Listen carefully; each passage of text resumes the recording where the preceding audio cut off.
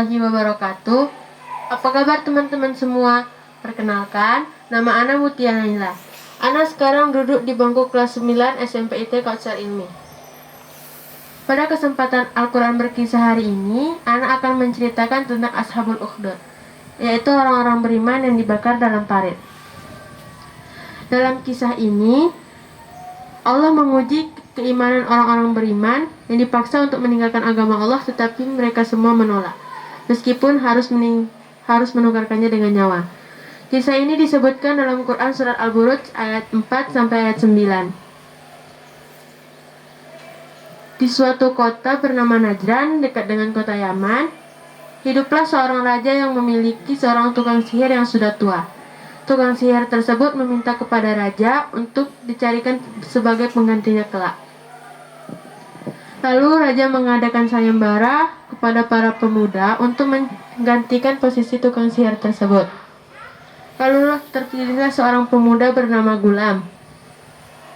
Keesokan harinya, Gulam berangkat ke rumah tukang sihir tersebut untuk berguru kepadanya. Di tengah perjalanan, Gulam mendengar suara-suara dari gua dan memutuskan untuk masuk ke dalam gua, dan Gulam melihat seorang mendatangi gua dan menghampiri orang tua tersebut. Wahai orang tua, aku mendengar kalimat subhanallah berkali-kali dari luar. Apakah kalimat tersebut adalah mantra sihir? Kalimat tersebut bukanlah mantra sihir. Kalimat itu adalah kalimat tasbih, bentuk pengagungan kepada Allah Subhanahu wa taala. Jawab orang tua tersebut. Siapakah Allah Subhanahu wa taala itu? Tanya Gulam. Allah Subhanahu wa taala adalah pemilik langit dan bumi. Tidak ada sesuatu yang setara dengannya. Maukah engkau menceritakan tentang Allah Subhanahu wa taala itu kepadaku? Tanya Gulam. Tentu saja. Datanglah ke sini kapanpun kau mau. Tetapi jangan beritahukan kepada siapapun tentang keberadaanku.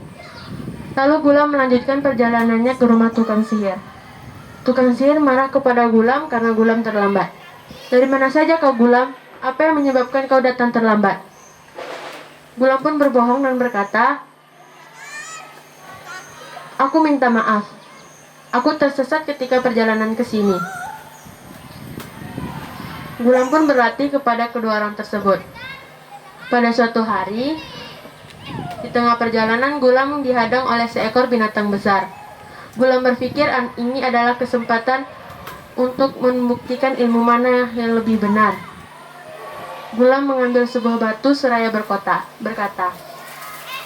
Ya Allah, jika ilmu sang ahli kitab lebih engkau ridhoi daripada ilmu si tukang sihir, maka bunuhlah binatang ini.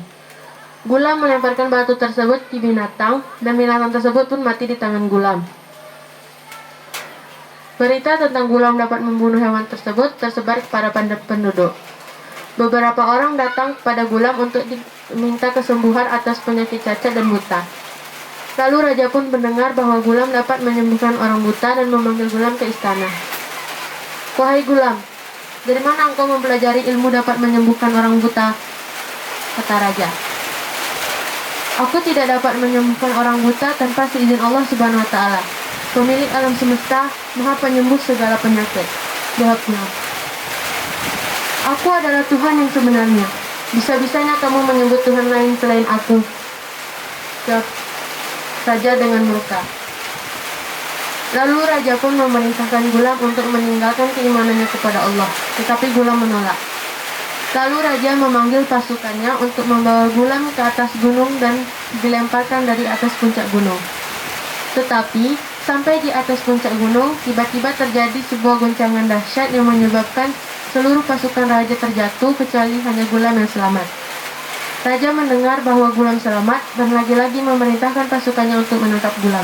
Tetapi kali ini Gulam dibawa ke tengah laut untuk ditenggelamkan. Saat di atas kapal, tiba-tiba terjadi badai yang menenggelamkan seluruh pasukan raja. Tetapi hanya Gulam lagi yang selamat. Keesokan harinya, Gulam menemui raja di istana dan berkata, engkau tidak akan dapat membunuhku kecuali dengan satu cara. Raja bertanya, cara apa itu?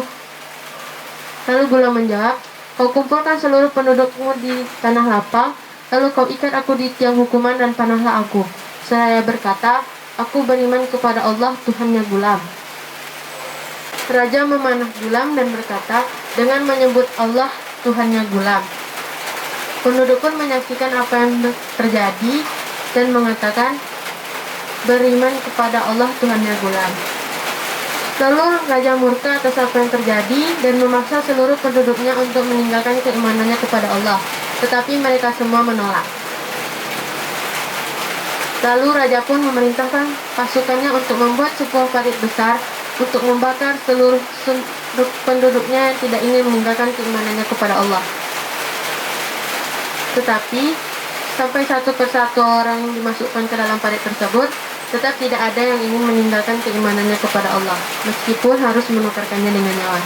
Seperti dalam Quran surat Al-Buruj ayat 8, dan mereka menyiksa orang-orang mukmin itu hanya karena orang-orang mukmin itu beriman kepada Allah yang Maha Perkasa, Maha Terpuji. Demikianlah kisah yang dapat Ana sampaikan. Mohon maaf apabila ada kesalahan.